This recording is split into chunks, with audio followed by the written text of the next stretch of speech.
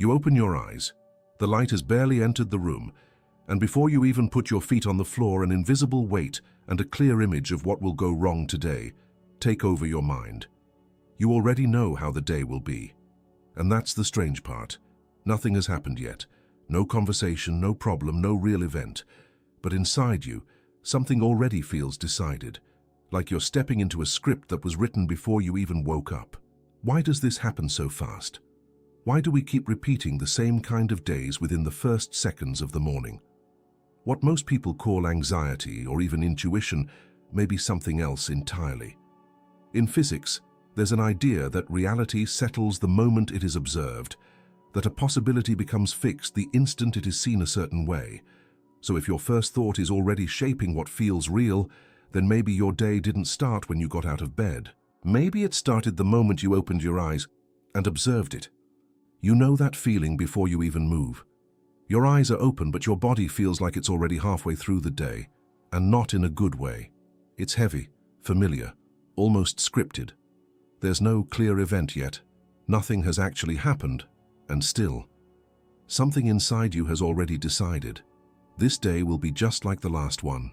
Notice what your mind does in those first seconds. It doesn't explore. It doesn't ask what's possible. It searches for evidence. Almost instantly, it pulls up unfinished conversations, responsibilities waiting for you, small failures still echoing from yesterday. It's like opening a file that was never properly closed. The same emotional tone, the same mental images, the same internal dialogue, running again without your permission. There's a mechanical quality to it, not dramatic, not even loud, just automatic. Your mind behaves like a system trying to save energy, reusing what it already knows instead of creating something new. And in a way, that's exactly what it's doing. It copies yesterday's patterns and pastes them into the blank space of today. Stay with this for a moment. Before you reach for your phone, before you move your body, just observe the first thought that shows up. Don't change it. Don't judge it. Just notice its texture. Is it tight? Is it rushed? Does it carry a sense of pressure, like something is already late or already wrong? Now see what follows that thought, because it's rarely alone. One thought triggers another, and within seconds, a full narrative starts to assemble. A meeting becomes a problem before it happens. A simple task becomes exhausting before it begins. Even neutral parts of your day get colored by this quiet expectation that things will go wrong or feel difficult. And here's where it becomes subtle. You're not consciously choosing this. It feels like remembering, not creating. It feels like reality reporting itself to you. But if you look closely, what's actually happening is repetition. The mind is not predicting the day. It's replaying a stored version of it. There's a difference, and it matters, because the body responds immediately. The moment that first familiar thought appears, your breathing shifts slightly. Your muscles hold a bit more tension. Your chest tightens just enough that you don't notice, unless you're paying attention. This isn't imagination. It's a physical response to a mental pattern that has been activated hundreds of times before. You're not reacting to the day ahead. You're reacting to a memory that has been reloaded so quickly, it feels like the present. And the more this loop runs, the more convincing it becomes. It starts to feel like proof. See, I always feel this way. Days like this always go the same. But that sense of certainty is built on repetition, not truth. The mind is efficient but not necessarily accurate. It prefers what is familiar over what is possible. There's something almost invisible happening here. The moment your awareness locks onto that recycled thought, everything else narrows. Other possibilities don't disappear, but they fade into the background. Your attention, like a spotlight, stays fixed on the same script. And whatever you consistently observe begins to feel more real than anything else. That's the quiet weight of copy and paste, not just thinking the same thoughts, but feeling them as if they are happening for the first time, every single morning. And if nothing interrupts it, the day unfolds along that same line. Not because it had to, but because the starting point was never questioned. But here's the tension most people don't talk about. Once you become aware of this pattern, the instinct is to fight it, to replace it quickly, to overwrite it with something better, something more positive, something that sounds like control. And that's where things start to get even more complicated, because forcing a new thought on top of an old feeling doesn't dissolve the pattern. It often deepens the conflict underneath it. So you try to fix it. You catch that heavy thought in the morning and immediately attempt to replace it. You tell yourself something better, something stronger. Today will be a great day. Everything is working out for me. The words sound right. They've been repeated by countless voices, books, and videos, and for a brief second it feels like you're doing what you're supposed to do. But underneath that sentence, something doesn't move. There's a quiet resistance in your body, a subtle contradiction. Your mouth says one thing, but your chest feels something else entirely. It's like trying to paint over a surface that hasn't been cleaned. The new layer doesn't settle. It floats, unstable, never fully attaching. You've probably felt this before. Standing in front of a mirror, repeating something positive while another part of you watches in silence, unconvinced. Not rebellious, not dramatic, just unconvinced. And that gap between what you say and what you feel creates a kind of internal friction. That friction is not harmless, because your system doesn't respond to words the way you think it does. It responds to coherence. When there's a mismatch between your thoughts and your internal state, the body doesn't follow the words, it follows the stronger signal. And most of the time, that signal is older, deeper, and already familiar. So when you try to force positivity on top of a state that hasn't shifted, the result isn't transformation, it's division. One part of you is trying to move forward, while another part is still anchored in yesterday's emotional pattern. And instead of creating momentum, you create noise. This is why it feels exhausting. Not because positivity is wrong, but because it's being used at the wrong level. It becomes a surface correction for something that is happening underneath. And the more you try to insist on it, the more your system quietly resists, not out of sabotage, but out of inconsistency. There's also something else happening that often goes unnoticed. When forced positivity doesn't work, people tend to blame themselves. They assume they're not trying hard enough, not believing enough, not doing it correctly. So they repeat the process with more intensity, more effort, more pressure. But effort, in this case, is not the missing piece. If anything, it makes the gap wider. Because now, in addition to the original feeling of heaviness, there's a second layer, the frustration of not being able to escape it. The day hasn't even started, and already there's a sense of failure. Not from what happened externally, but from what didn't change internally. And the system registers all of it. It registers the forced smile. It registers the tension behind the affirmation. It registers the attempt to override something that hasn't been understood yet, and instead of dissolving the original pattern, it quietly reinforces it.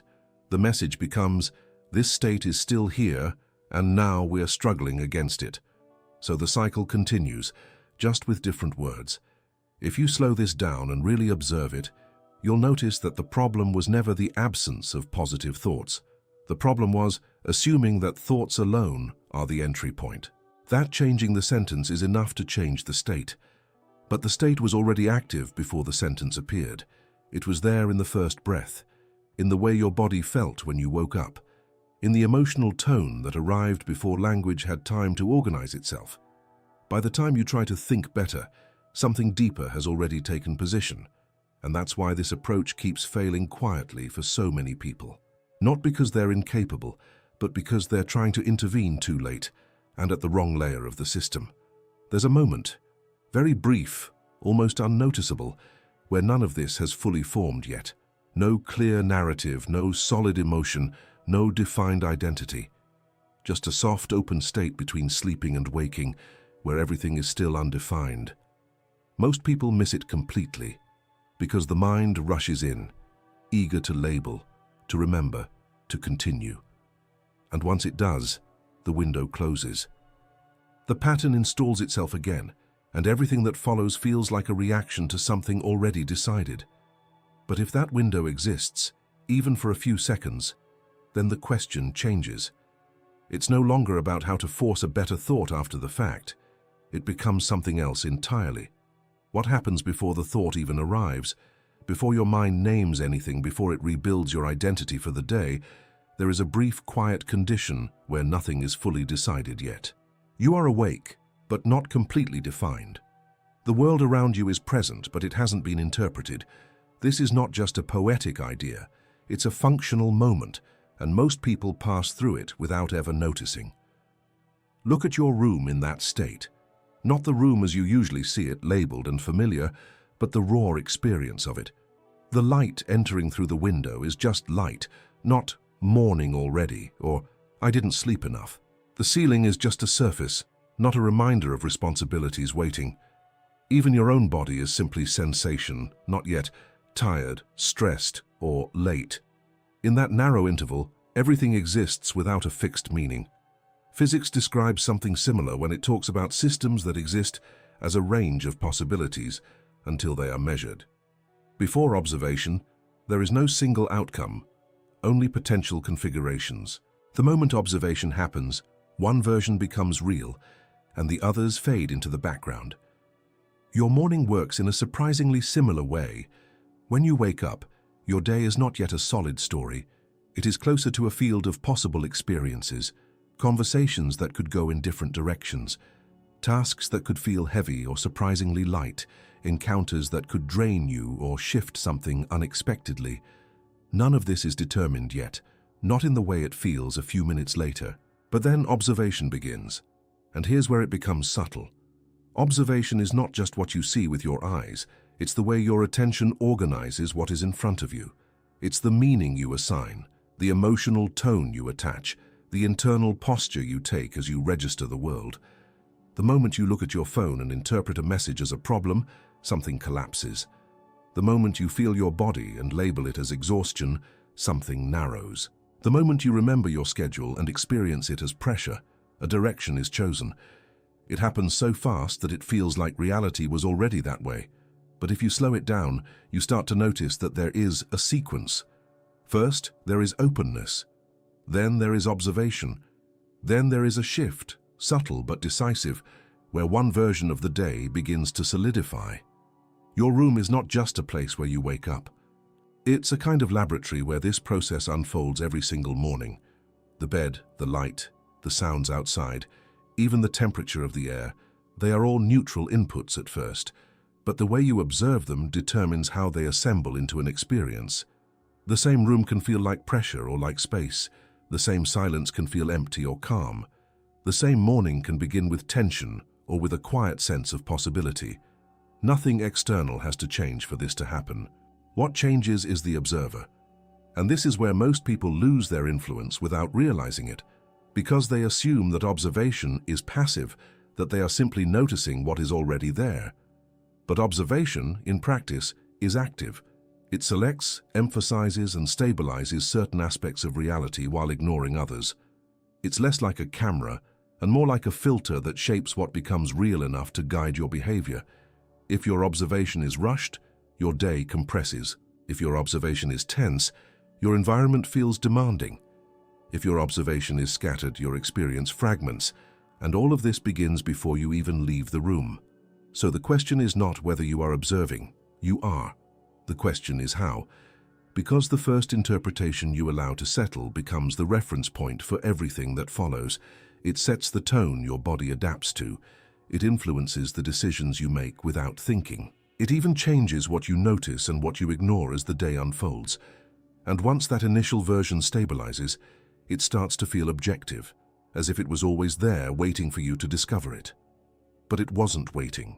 It was selected. And if a simple shift in observation can begin to shape the structure of your day, then the first thought that emerges is not as innocent as it seems. It's not just commentary. It's not just background noise. It's the moment where the system locks onto a direction and begins to build around it. There is always a moment when it happens. It doesn't announce itself. It doesn't feel important. But if you look closely, you can catch it. The instant a single thought steps forward and everything else begins to organize around it. Today is going to be difficult. It might not come in those exact words. Sometimes it's softer, almost disguised. A sigh, a quiet resistance in your chest, a quick image of something going wrong. But the structure is the same. It carries an expectation, and more than that, it carries a direction. And the moment that direction is accepted, even subtly, the system responds. Not later, not after something external confirms it.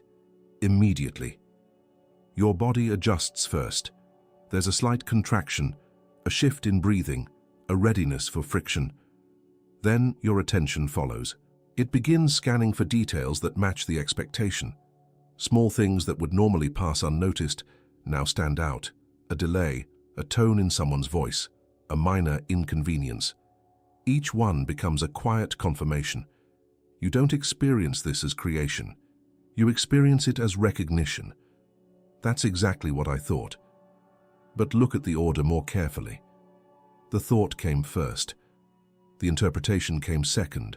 And what you call proof is often just the continuation of that initial direction. This is how the system locks in. It doesn't need a dramatic belief. It doesn't require a strong declaration.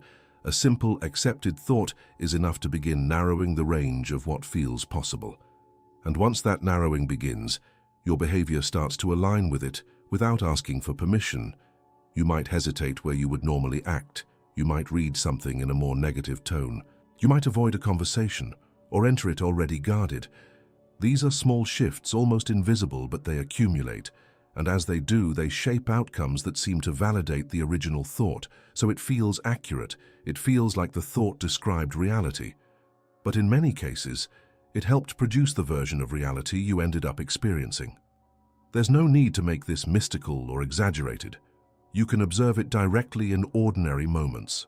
Think about how differently you move through the same environment depending on what you expect.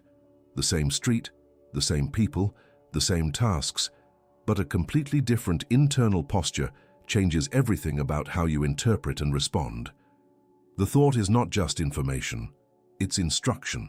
And once it is accepted, it begins organizing perception, emotion, and action into a consistent pattern. Not perfectly, not in a rigid way, but enough to create a recognizable trajectory for the day. This is what makes the first thought so influential, not because it controls everything, but because it sets the initial conditions. And in any system, initial conditions matter more than we tend to admit. They define the direction of movement. If the first thought carries tension, the system prepares for resistance. If it carries pressure, the system prepares for urgency. If it carries doubt, the system prepares for hesitation. And from there, everything builds step by step, often without you noticing the original source. You just feel like you're responding to what's happening. But something else is worth noticing here. The thought itself is not the deepest layer. It's the surface expression of something already active underneath. It appears quickly because it is supported by a familiar emotional tone, a pattern your system already knows how to run. That's why it feels so convincing. It's not new, it's rehearsed. And because it's rehearsed, it doesn't feel like a choice, it feels like a continuation, like picking up a conversation that was never fully ended. But if that's true, then the real question is not just how to change the thought after it appears. It's to understand what gives it so much authority in the first place. Why does one simple idea have the power to organize your entire day? Why does your system trust it so quickly, without verification? Because something in you is already aligned with it before the words even form. And if that alignment is already in place, then the thought is not the origin of the process. It's the signal that the process has already begun. Before you even form a clear thought, something else is already shaping the direction of your morning. It's not abstract. It's not hidden. It's right in front of you. The position of your body, the light in the room, the objects within your reach, the sound that breaks the silence, the screen you instinctively grab. All of it is quietly influencing how your system organizes itself in those first moments. And the most important part is this: you usually don't notice that it's happening. You open your eyes and the environment is already speaking to you, not with words, but with signals your body understands immediately. A cluttered space doesn't just look messy, it creates a low-grade tension that your system interprets as unfinished business. A harsh sound doesn't just interrupt, it pushes your body into alert mode before you have time to think.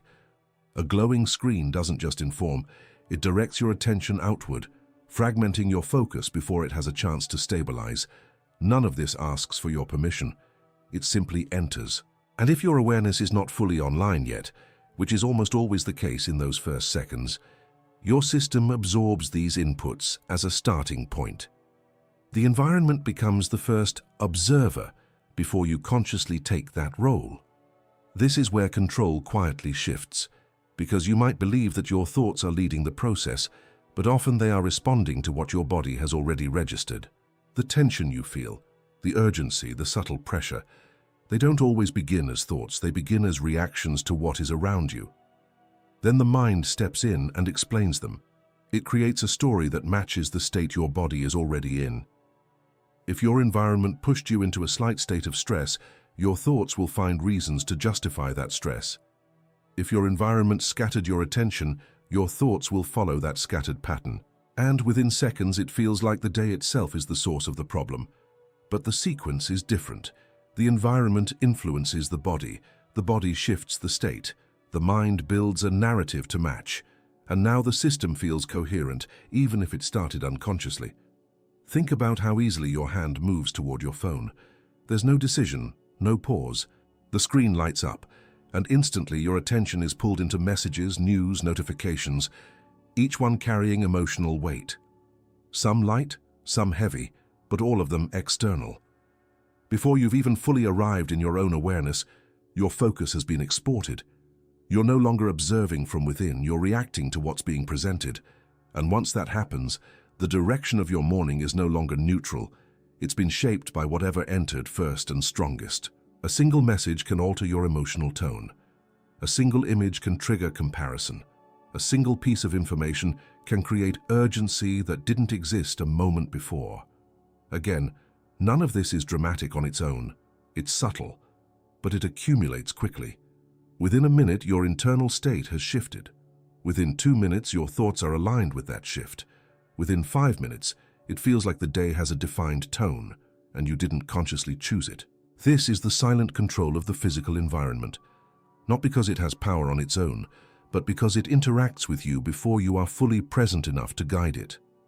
And when that happens repeatedly, day after day, it creates a pattern that feels personal, but is partially constructed by what surrounds you. It's easy to overlook this and assume everything is coming from within. But if you pay attention, you start to see how much of your internal state is a response, not an origin. And this is where things become even more complex, because even if you removed every external trigger, silence, darkness, no phone, no interruptions, there would still be something waiting, something internal, already active, ready to step in and continue the pattern. The environment may start the movement, but it's not the only force involved. There is a deeper layer that doesn't depend on what is around you at all, a layer that carries yesterday into today, even in a perfectly controlled space. Even if the room were completely silent, perfectly organized and free from any distraction, something would still be there waiting for you. Not outside, but inside. The moment you begin to wake up, your brain doesn't start from zero. It doesn't arrive fresh, open, and neutral. It reaches backward. It searches through what has already been lived, already felt, already repeated. And in a fraction of a second, it rebuilds a version of you based on that archive. This is not a flaw. It's how the brain is designed to work. It uses memory to create continuity. It uses past experiences to predict what might happen next. It tries to keep you efficient, prepared, and safe. But in doing that, it also creates a very specific limitation. It filters the present through what has already happened. So when you wake up and immediately feel something familiar, pressure, worry, irritation, that feeling is not necessarily coming from what is happening now. It's coming from what your system has learned to expect, and your body responds as if that expectation is real. This is where things become almost indistinguishable, because biologically your body does not make a strong distinction between a remembered experience and a current one. If the emotional pattern is similar, the response is similar. The same chemicals are released, the same muscles tighten, the same internal signals are activated. So even before your day begins, your body may already be living inside yesterday. Not metaphorically, but physically. Your heart rate adjusts. Your breathing follows a pattern it has used before. Your posture reflects a state that is already known. And all of this happens before you consciously evaluate whether it makes sense or not. Then your thoughts arrive, and they match the state. They don't question it. They justify it. If I feel this way, there must be a reason. If I felt like this yesterday, today will probably be the same. And just like that, the past is no longer just a memory. It becomes a template. This is the prison most people don't realize they are moving inside. Not a dramatic or visible one, but a temporal loop where the past continuously rewrites the present. Each morning feels like a continuation, not a beginning. And the more consistent the pattern, the more invisible it becomes, because it starts to feel like identity. You don't just say, "I feel stressed today." It slowly shifts into, "This is how I am." You don't just experience repetition, you start to believe in it. The brain reinforces this by prioritizing familiar pathways. The more you run a certain emotional and mental pattern, the easier it becomes to access it again. Not because it's true, but because it's practiced. This is how a single type of morning can repeat itself for years without being questioned. Not because life hasn't changed, but because the internal reference point hasn't. And even when something new appears, an opportunity, a different kind of interaction, a moment that could unfold in another way, it often goes unnoticed or is interpreted through the old filter. The system doesn't reject new possibilities directly. It simply reshapes them to fit what it already knows. So the loop continues, quietly. But there's something important hidden inside this mechanism. If your brain is capable of recreating the past so consistently, it means it is also capable of interrupting that recreation. Not by force, not by denial, but by becoming aware of the moment the pattern begins. Because the pattern always has a starting point. It's not the entire morning, it's not the entire day. It's a very specific transition.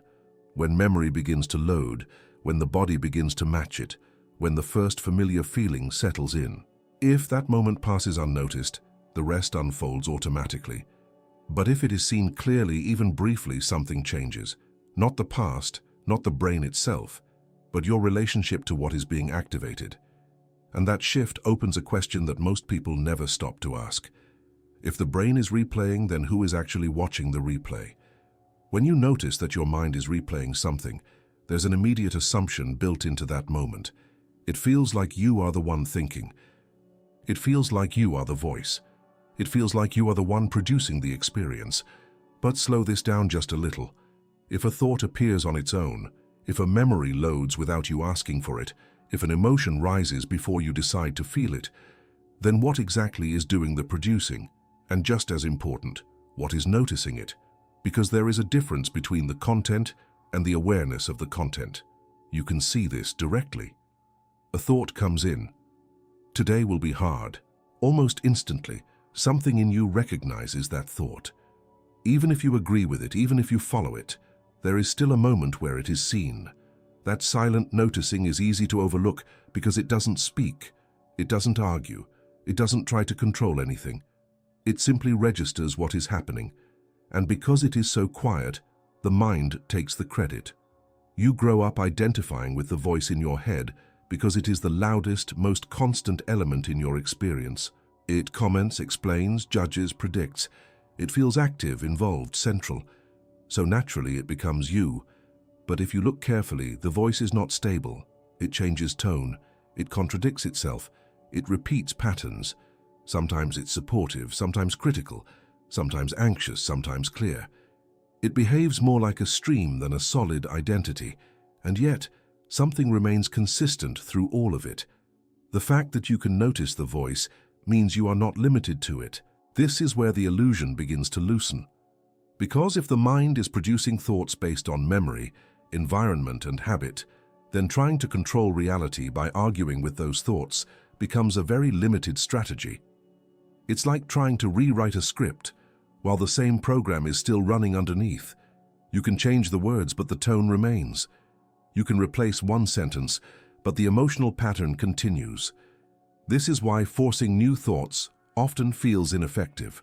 You're still operating inside the same layer that generated the old ones. The system hasn't changed, only the surface has.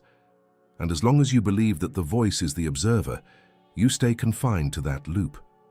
You try to fix one thought with another thought, one story with another story, Sometimes it works briefly, but it rarely holds because the source of the pattern is still active. But if the voice is not the observer, then what is? It's not something abstract or distant. It's already present right now, in the simple act of noticing. The part of you that can watch a thought without immediately becoming it, the part that can feel an emotion without needing to explain it. It doesn't need to speak to exist. In fact, it becomes clearer when there is less internal noise. And this changes the entire approach, because now, instead of trying to control the content of your mind directly, you begin to shift your relationship to it. You stop treating every thought as an instruction and start seeing it as an event, something that appears, stays for a moment, and can pass. This doesn't mean the thoughts disappear. It means they lose some of their authority. A thought can still say, "Today will be difficult." But if it is seen clearly without immediate agreement, it doesn't anchor as deeply. It doesn't organize everything around itself in the same way. There is space, and in that space something new becomes possible. Not because you forced it, but because you didn't immediately collapse into the old pattern. But there is still a missing piece here, something even more subtle. Because even if you recognize that you are not the voice, even if you can observe your thoughts with some distance, there is still a question of influence. If the observer is not the mind, then what actually shapes the outcome? What is it that turns possibility into experience, if not the words you repeat inside your head? If the observer is not the voice in your head, then it raises a more precise question. What is actually doing the influencing? Because something clearly is. Your day takes shape. Your experiences organize themselves in a certain direction. Your interactions carry a tone that feels consistent with how you started. So if it's not just the words you repeat mentally, then what is the mechanism underneath it? It helps to shift attention away from language for a moment and towards something more immediate. Your state. Not what you say you feel, but what your body is actually expressing. There is a constant signal moving through you, whether you notice it or not. It's in your breathing, your posture, the rhythm of your heart, the level of tension or ease in your muscles. It's also in something more subtle. The emotional tone that sits underneath your thoughts. This tone is not just a background detail, it's the foundation. You can test this in a very simple way. Think of a moment when you felt genuinely calm, not forced, not constructed. In that state, your thoughts tend to follow a certain direction. They are slower, less reactive, more open. Now compare that to a moment of stress or pressure. The thoughts become faster, narrower, more defensive. The thinking changes because the state changes, not the other way around. This is where many people get the sequence reversed. They try to change the state by editing their thoughts, without realizing that the thoughts are often a reflection of a deeper signal already in motion. And that deeper signal is what interacts with everything around you. You don't walk into a conversation as a neutral presence. You carry a tone with you. People may not consciously analyze it, but they respond to it. Your decisions are influenced by it. Even your perception of neutral events is filtered through it. This is why two people can go through the same situation and come out with completely different experiences. The external event is similar, but the internal state that meets it is not. In more technical terms, you could say your system is emitting a pattern, an ongoing combination of physiological and emotional signals. You don't need to make this abstract. It's simply the way your body and mind are aligned in a given moment, and this pattern is consistent enough that it shapes outcomes over time. If your state carries tension, you are more likely to interpret ambiguity as a problem. If your state carries openness, the same ambiguity can feel like possibility. The event itself doesn't fully define the experience. Your state completes it. So when people try to use phrases to change their reality without addressing the state underneath, there's a mismatch. The words say one thing, but the signal says another. And the signal is what holds. You can say, "Everything is fine," while your body is contracted, your breathing is shallow, and your chest feels tight. In that moment, the system is not responding to the sentence. It's responding to the tension. There is no confusion at that level. This is why forced positivity tends to collapse so quickly. It's not aligned with the actual condition of the observer, and without that alignment, there is no stability. The moment pressure returns, the old pattern reappears, because it was never truly replaced. So the observer is not a phrase, it's not a mental command, it's the state of being that you are inhabiting. And that state is always active before the first clear thought even forms. It's there in the earliest seconds of your morning, before language organizes the experience. It's already shaping how the next moment will be interpreted. This brings everything back to a very precise point. If the state is what influences the direction, then the real opportunity is not in forcing better thoughts after you wake up. It's in recognizing the moment when that state can still be touched, before it becomes fixed, before it is labeled, before it automatically reconnects with the past. Because there is a brief interval where the state is still fluid. And if that interval is missed, the system returns to what it already knows how to run. There is a very small opening each morning that most people never see. It doesn't look important. It doesn't feel dramatic. In fact, it's so subtle that it's usually gone before you realize it was there. But if you begin to notice it, you'll see that it appears at the exact point where your old pattern hasn't fully taken over yet. You are no longer asleep, but you are not fully identified with your thoughts either. In that space, there is no clear story about your life, no defined problem, no solid emotional label, just a kind of quiet neutrality, where your body is present but not yet tense. Your mind is active but not yet directed. This is the origin point. And what makes it powerful is not what you think there, but what you allow yourself to feel before thinking begins. Because this is the one moment where your state has not been reconstructed from the past. It hasn't been matched to yesterday. It hasn't been shaped by your environment yet. It is still open, still undefined, still available. But it doesn't stay that way for long. Very quickly, the system tries to stabilize. Memory starts loading. Identity returns. The familiar tone begins to rebuild itself. And once that happens, the window closes and the pattern continues as usual. So the key is not effort, it's timing. If you try to intervene after the pattern is already active, it feels like pushing against something solid. But if you meet the moment before it fully forms, the shift requires far less force. You can sense this directly.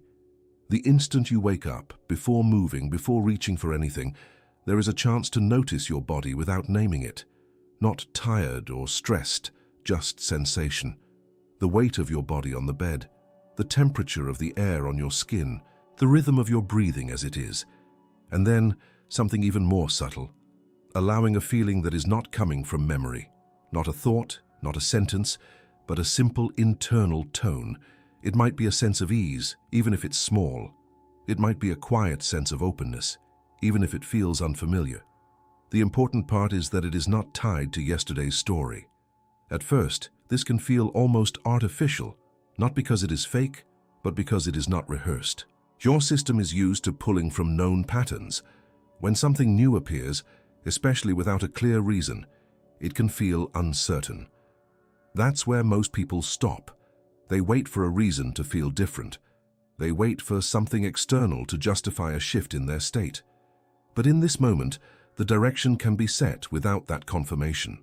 Not through force, but through allowing a different internal signal to stabilize, even briefly. And the body responds to that. Your breathing adjusts. Your muscles soften slightly. The pressure that usually builds doesn't fully form. It's not a complete transformation, not a sudden change, but it's enough to alter the starting point. And the starting point matters. Because once your state begins from a different place, your thoughts follow a different path. The same memory might appear, but it doesn't carry the same weight. The same task might exist, but it doesn't feel as heavy. The same environment is there, but it doesn't define you in the same way. You are no longer entering the day as a continuation. You are entering it as something that has not been fully decided yet. This doesn't mean the old patterns disappear. They may still try to return. Certain thoughts may still arise, certain emotions may still be triggered, but they don't land with the same certainty because they are not supported by the same initial state. There is more space between what appears and how you respond. And in that space, something important happens. The automatic sequence begins to loosen, not because you broke it forcefully, but because you interrupted it at the point where it begins. This is not about controlling every moment of your day. It's about recognizing that the direction is often set before the day even starts. And if that direction can be influenced at its origin, then what follows is no longer just repetition. It becomes something you are actively participating in shaping, even before the first clear thought takes form. Once you begin to see that the direction of your day is set in those first quiet moments, something changes in the way you approach waking up. It's no longer just a transition from sleep to activity. It becomes a point of influence, not in a dramatic sense, not as a way to control everything that will happen, but as a way to define how you will meet what happens. And that distinction matters more than it seems, because what you are really shaping is not the events themselves, but the version of you that will experience them. If you return to that small window, the one where your state is still open, you start to realize that you don't need to force a thought into place. You don't need to convince yourself of anything. What matters is the tone you allow to settle before the day begins to move. A calm tone leads to a different kind of attention. A grounded tone leads to different decisions. A clear tone changes what feels important and what doesn't. And once that tone stabilizes, even slightly, something like a collapse begins to happen. But this time, it's not automatic. It's intentional. You are no longer reacting to a pattern that was already running. You are participating in setting the initial condition. This can be almost invisible from the outside. There's no big declaration, no visible ritual. Just a quiet shift in how you arrive into the day. Instead of immediately identifying with the first thought, you let the state come first. Instead of asking, "What do I have to deal with today?" there is a more subtle orientation. How am I meeting this moment right now? And from that, everything starts to organize differently. You might still remember your responsibilities. You might still face the same challenges, but they are no longer filtered through the same automatic tension. There is a small but real gap between what is happening and how you engage with it. That gap is where choice lives. Not the kind of choice that feels like pressure, where you have to think your way into a better outcome. A quieter kind, where your response is not fully dictated by what came before. And this is where the idea of creating your reality becomes more grounded and less exaggerated. It's not about controlling every detail of the external world. It's about recognizing that your internal state shapes how reality unfolds for you, moment by moment. The collapse happens through consistency. If your state carries steadiness, your perception begins to favor clarity over confusion. If your state carries openness, interactions become less defensive, more fluid. If your state carries a sense of enoughness, the constant search for problems begins to lose intensity. You start to notice different things. You respond in ways that don't reinforce the old loop. And over time, the outcomes begin to reflect that shift. Not instantly, not perfectly, but noticeably. And the more often you return to this way of beginning your day, the more familiar it becomes. What once felt unusual starts to feel natural. The old pattern doesn't disappear, but it stops being the default. You don't wake up and immediately inherit yesterday. You wake up and recognize that there is a brief space where something new can be set in motion. That space is small, but it's enough. Because once the direction is chosen from a different state, the system no longer builds on the same foundation. The thoughts that follow are different, the reactions are different. Even the way time feels throughout the day can shift, less rushed, less compressed, more responsive. And this is not something you need to perform perfectly. Some mornings will still begin the old way. Some thoughts will still pull you back into familiar patterns.